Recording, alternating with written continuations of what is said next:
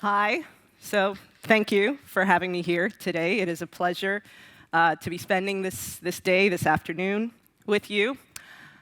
And I think that it's in many ways also a privilege to be able to have this day, this space, to come together and to be able to ask these questions of how are things changing and how do we want things to change.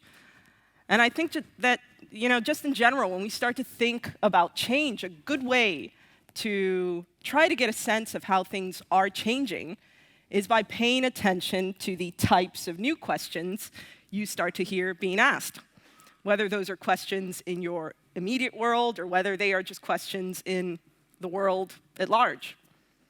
And there are a lot of interesting questions that are currently out there. And they are questions like this. Is ownership dying? So do people not want to own things anymore? Is it more convenient to just subscribe instead? And they are questions like this. Will you pay for privacy? Or actually, how much are you willing to pay for privacy? In our current world that can feel like you are constantly being profiled, tracked, judged, surveilled in some way, what is privacy worth to you? And even this question of what can we trust? So what and who can we trust in our current world? Can you trust the device in your pocket, or is it spying on you? Can you trust your own eyes to know if a video you're watching is real or fake? Can you trust the other, the intentions of other people, people that are not like you? These are the types of questions that are now being negotiated. And of course, there is no one entity that is tasked with answering these questions. They're kind of just floating out there. But in general, if we think about why these questions are happening, we can see that in a lot of ways they're taking place because we are currently in a state of deep, deep transitioning. And when we talk about that, this is what that looks like. So there are these three horizons, and horizon one is the present. It's what we do now, and that changes and fades over time. Then we have horizon three, which is the future, which is what we might do many years from now, the vision of a new way of living, a new way of life. And then there's horizon two, which is the transition, which for me is the most interesting. And that is because the transition is all about experimentation. It's the temporary technologies, platforms, behaviors, politics that allow the future to happen. So let us take an example and let us look at this future, a cashless future, one where cash disappears, where we no longer use or have access to physical money. And this is something that we already see, of course, as you know, being heavily experimented with now. And so during this transition to a cashless future, we're seeing a lot of different kinds of experiments here from all different areas. For example, we are seeing Just Walk Out technology, which is Amazon's Go stores where you walk into a store, you put things in your bag, and then you leave, and the technology in the stores just knows what products you took to be able to charge your account for it. In this transition, we are also seeing biometric payments, also known as naked payments, where you pay for stuff using your body. You can pay for things with your fingerprint, an eye scan, your palm veins, with, of course, with facial recognition. So for example, KFC, Kentucky Fried Chicken, has trialed a smile to pay facial recognition system, where you walk up to a terminal in one of their stores and you literally smile to register your face, and that you're a real person, and that's how you pay for your fried chicken. In this transition, we are also seeing microchipping, which is people doing this, people implanting chips in themselves so that they can pay for things with just a swipe of their hands. But what these experiments here are doing is that, of course, they're testing to see, they're experimenting with, are these technologies feasible in and of themselves? But more importantly, these kinds of things want to know, is this something that the public will accept? Will people accept these kinds of futures? And of course, when we talk about what will people accept, that is especially relevant when it comes to policy. So the new rules and regulations about our money. So here in the Nordics, they are often seen as the leaders in this move to a cashless future. Cash is going away so fast, especially because of mobile payments, that it may just be a few years before it's no longer accepted in most places. But now, there are also some people that are asking some questions about what problems a cashless future might bring. And this article says quite dramatically, this isn't really happening, but it says the Swedes rebelling against a cashless society. And there are some questions. There are some problems that are associated with this. For example, there are problems to vulnerable groups, like the elderly, who might start finding it more and more difficult to make payments if cash goes away. There are also problems to your privacy and being able to make anonymous payments without being profiled for certain purchases. Like, for example, what happens if you really love fried chicken? And you come to find out that your credit score has now dropped because responsible people should not be buying so much fried chicken. And now you're no longer seen as a responsible person. Another concern is this, is what to do in crisis situations. If all we have are private payment systems and they fail.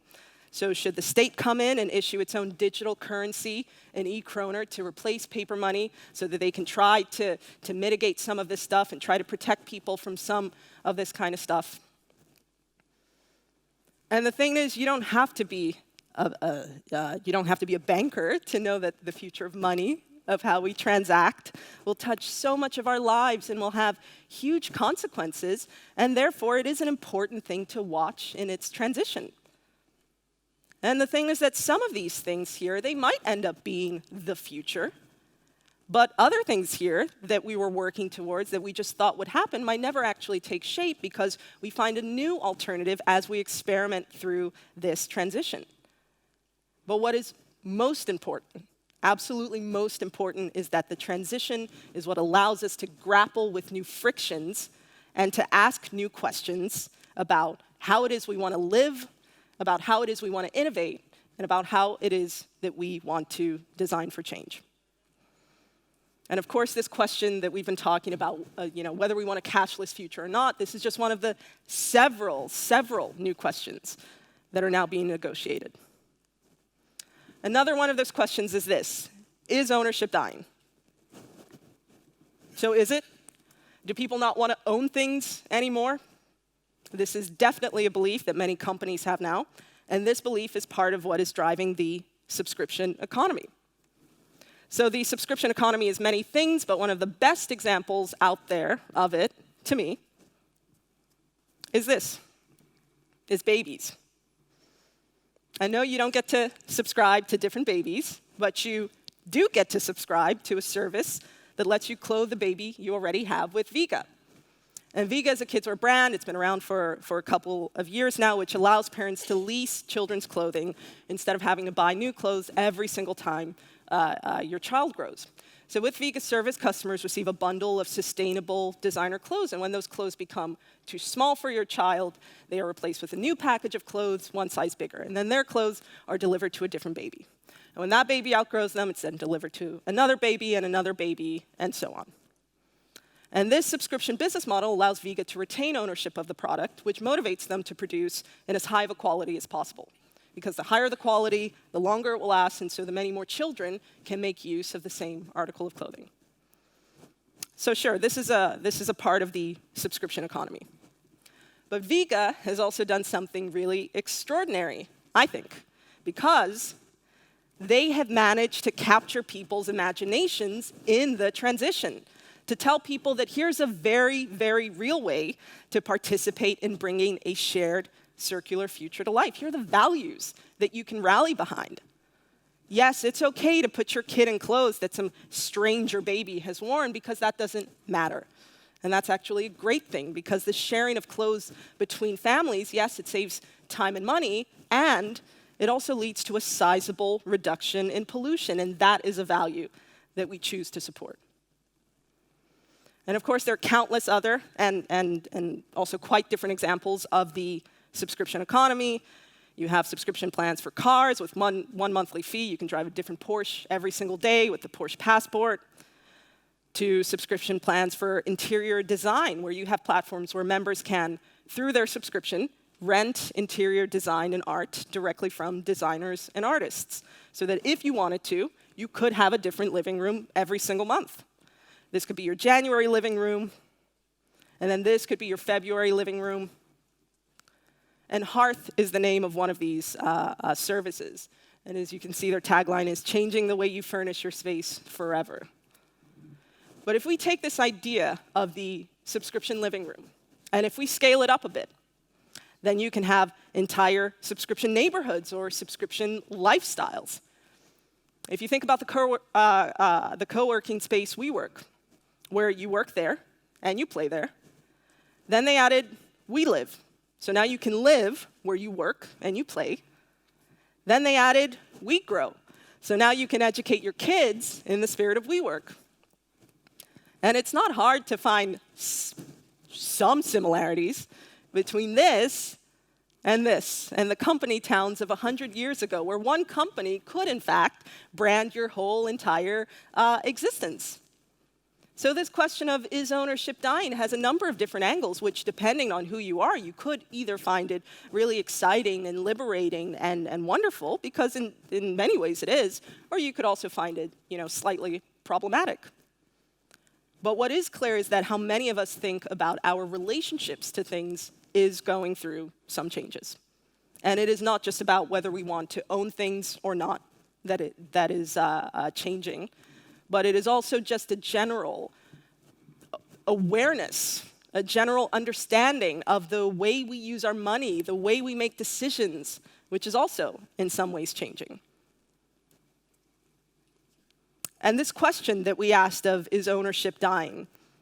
This is clearly something that is, I think, one of the fundamental things that can show us that things are changing, because this is such a part of your identity, thinking about owning something. So for people to move away from that, you can really see that it is quite a fundamental shift in the way we see ourselves and the way we interact with the world. But as I said, people are shifting because a lot of people are worried about the consequences of the things that we do. And in them worrying about it, it kind of brings to life a lot of the bigger questions and the bigger problems that we are facing as a society. Like when we think about things like climate collapse and income inequality. And the fear of these problems is making some people, a growing number of people, want to, in some ways kind of try to escape and to put some distance between them and these big problems that are happening in our world. And when we think about this kind of escapism, this used to be the domain of a very specific group of people, the survivalist set, the people who are doing their thing in the woods, preparing for, waiting for the world to go to pieces. And then the next evolution, it's always kind of been that way, but it's become much more robust, has been the mega rich, with them buying luxury bunkers. Again, preparing for, waiting for the world to go to pieces. This has been called survival of the richest. And now, the latest variety of bunker mentality has just caught on with everyday people, including younger people that are now buying land in the northern parts of the United States, in mountainous regions, and trying to figure out how to live self-sufficient lives in case, for example, New York or Miami goes underwater soon.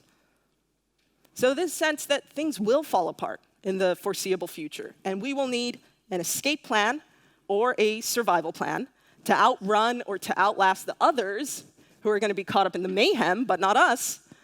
This is brewing in some pretty noticeable ways. But the thing is that escape and seclusion, and thinking that you can secure yourself away, that you can be the one to find that secret location to hide out in from whatever problems might lie ahead, that is unlikely to actually work. We are intractably interconnected. It is going to be really hard to run away from things like the climate system. And so instead of working on our escape, what resilience experts tell us is that we need to be building smart, tight-knit, well-functioning, imaginative communities that are preparing for a world that's in some degree of flux. For example, Vivek Chandas from the Sustaining Urban Places Research Lab at Portland State University tells us that the most resilient have been those that have had communities of people working together to try to respond to a thing, an event, a possibility. Pulling away and isolating yourself is one of the most dangerous things that you can do. And then Bruce Royden from the Climate Readiness Institute tells us what we should already know, that you can't expect to live in a bubble. And here he says, sure, you can grow your own vegetables, but what happens when you need medical attention? Are you also going to master surgery? And again, this is said, that a better strategy would be to find a community that is intelligently preparing for whatever climate change may bring. And of course, this intelligently preparing, intelligently imagining a possible future of climate change, this does not just apply to climate change. This shared imagining also applies to societal change and technological change, as it is all connected anyways. And so with that in mind, if we go back to, and if we look at today's theme of designing for change is in many ways about looking for ways to actively participate in the transition to something new. And this idea of active participation are the key words here. You know, move from passive consumption of things and of information and of outcomes. Passive consumption of outcomes by thinking that, well, certain outcomes are just inevitable and there's nothing that you can do about that, to instead thinking, well, how could things be different? And what role do I play in bringing to life the kind of future that I want to see happen? And if you think about it, that is also what innovation is about. Someone asking the question of what if things were different and how could they be different? Because we can't change the things that we don't like, and we can't build new things if we can't even imagine what those new things could even be in the first place. And so innovation often starts with a new what-if question about the future. What if we could travel, or learn, or eat, or talk differently? And these what-if questions are the foundations to build new stories about the future. And those new stories about the future can in many ways be predictive because it inspires and it socializes and it mobilizes us into thinking, well, you know, how could we build this idea? And we've already seen, you know, how the what-if question is being asked with Viga saying, what if we clothe our children differently? What would that look like? And what kind of impact would that have? But let's take a look at a few other examples of this what-if question being asked. So time banking asks, what if we had an alternative form of currency? And time banking is an alternative form of currency, where instead of using cash, people can trade skills, services, time, resources. For example, if you're good at plumbing, you can trade an hour of your plumbing help for a home-cooked meal, or your gardening help for babysitting, and 1 hour of time spent equals 1 time credit, regardless of who you are. So everyone's time has equal value. And time banking is becoming more interesting as people do grapple with questions about what the future of work might look like and how to sustain ourselves during the uncertain times that might be to come. Also, how to sustain yourself as people are living longer. For example, Hong Kong is looking into ways for people to time bank and to build up credits when they're younger, which can then be used for home care later on in life. And of course, you have apps that facilitate these exchanges like Ying. Ying is a time banking app where you list your skill, whatever that skill is, graphic design or tax help, and then the app connects people, those who want help with those who can give it. Another example is the Restart project asking, what if our relationship to electronics was different? And in order to answer this question, what they do is they run these restart parties where they bring large groups of people together, sometimes smaller groups of people together, but they bring people together to have these restart parties where they teach each other how to repair their broken electronics and slow devices, whether that's tablets, toasters, iPhones, headphones, so that you can learn to use your electronics for longer and not feel like you always need that new thing. But also, these restart parties help groups of people get together to, in some ways, ask the bigger question of what kind of products do we want as a society? What kind of products are we willing to accept as a society? And as the Restart project says, to really put an eye on the growing mountain of e-waste that our current consumption is leaving behind. But these two examples we've just seen of time banking and restart parties, these are clearly very community-based, passion-driven movements. And then there's Google and a startup called Nearstreet, which asked, what if online banking or online shopping prioritized your neighborhood? And so Google and Nearstreet want to help people to shop more locally by allowing them to see the inventory in the stores very close to them. So for example, if you needed a new light bulb, search results can tell you if the shop right around the corner has that light bulb that you need. And then you can walk to that shop, maybe, and buy it. Which sure might take a bit more time and be not so convenient as just buying a light bulb online, but it might satisfy something other than convenience, such as supporting what might be the independent store in your neighborhood. What if that supporting of your neighborhood was as equal of a goal as the hyper super convenience that we all love and enjoy nowadays? Then we have Aspiration Bank asking, what if banking was a driving force for a more sustainable world? And so what they do is that they grade these different companies, thousands and thousands of different companies, based on how well they treat their people and how well they treat the environment. So that when you do have this Aspiration Bank account, you get to see what your personal impact score is based on where you shop and whether you are supporting the companies that do treat their people and the environment well. And this bank is also known for saying things like, join our movement. This isn't just banking, this is a movement towards sustainable spending.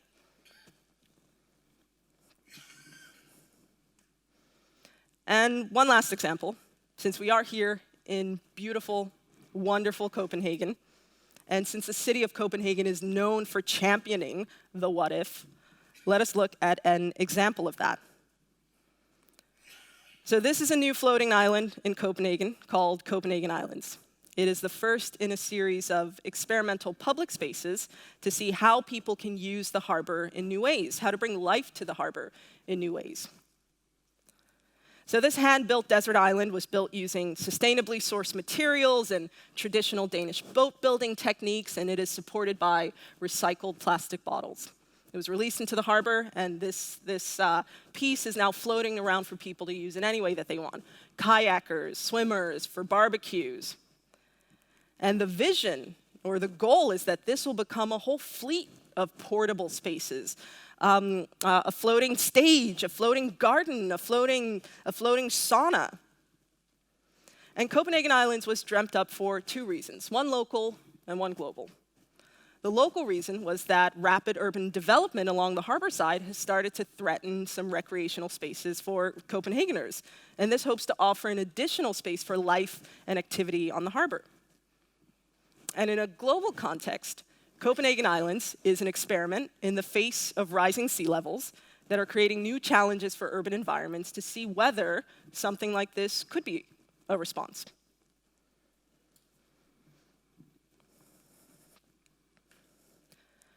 But all of these examples that we've just been exploring have required us to ask some new questions, or to just be comfortable knowing that those new questions are out there.